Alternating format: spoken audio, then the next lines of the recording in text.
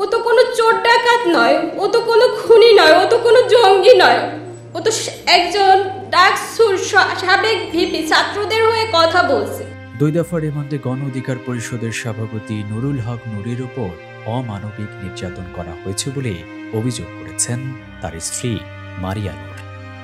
নূরকে হাত পা বেঁধে ঝুলিয়ে ইনজেকশন এবং ইলেকট্রিক শট দেওয়া হয়েছে বলে অভিযোগ তার।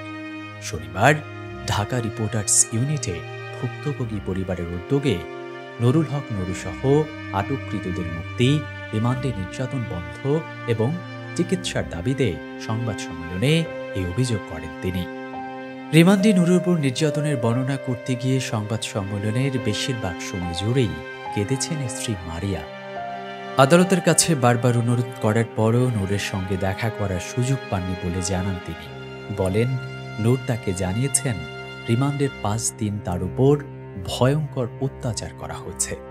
কথা বলেই কেঁদে ফেলেন মারিয়া। তিনি বলেন, নূরের পা দুটি উপরের দিকে ঝুলিয়ে তার উপর যত নির্যাতন আছে ইনজেকশন পুশ করা হয়েছে। একে স্লো পয়জনিং বলে সন্দেহ তাদের। নির্যাতনের যন্ত্রণা সহ্য করতে না পেরে নূর 3 থেকে 4 বার অজ্ঞান হয়ে পড়েন।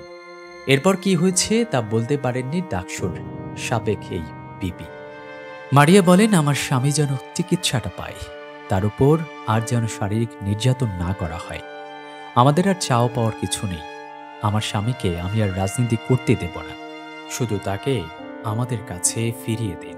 2 দফা রিমান্ডের তথ্য তুলে ধরে তিনি বলেন, দ্বিতীয় দফায় 5 দিনের রিমান্ড শেষে শুক্রবার যখন কোর্টে তোলা হয়, সে সময় এক বিমর্ষ চিত্র।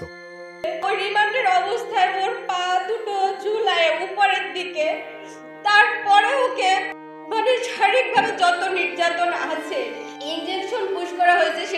সে তো কোনো চোর বা ডাকাত নয়, সে তো খুনিও নয়, সে কোনো জঙ্গিও নয়, ও তো কোনো অন্যায়ও করেনি, ও কোনো অপরাধও করেনি, ও কোনো ভাঙচুরের সঙ্গে জড়িত ছিল না। সে ডাকসুর সাবেক বিপি। আগে ছাত্র আন্দোলন করেছে, সেজন্য ছাত্রদের অধিকার নিয়ে কথা বলেছে, তাদের আন্দোলনে নৈতিক সমর্থন দিয়েছে। এই অধিকার তো সংবিধানেই আছে। মারিয়া আরও বলেন, রিমান্ডে তার কাছ থেকে বারবার স্বীকারোক্তি নেওয়ার চেষ্টা করেছে। নির্যাতনের কারণে তিনি হেঁটে আদালত কক্ষে যেতে পারেননি। পুলিশের কাঁধে ভর দিয়ে তারপরে আদালতে উঠতে হয়েছে তাকে। মারিয়া বলেন, রিমান্ডে জানতে চাওয়া হয় ও নির্বাচনে যায়নি কেন, সে কেন বিভিন্ন দূতাবাসে যায়। এসব কথা বলে বারবারই কেঁদে ফেলেন স্ত্রী মারিয়া।